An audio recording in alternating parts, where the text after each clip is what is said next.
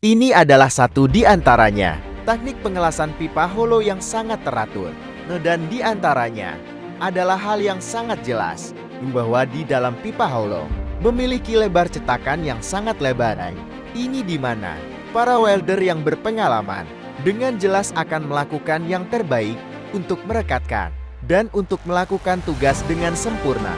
Tetapi, teman-teman welder yang baru saja belajar dan untuk mereka yang baru akan mulai, harap dicatat untuk lebih selektif dalam mencari dan mencari opsi yang lebih tepat dan untuk melakukan yang terbaik dalam tugas mereka.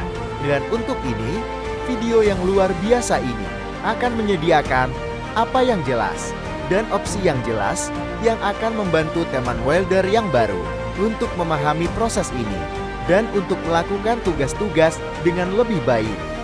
Jangan lupa like, komen, dan subscribe ya teman.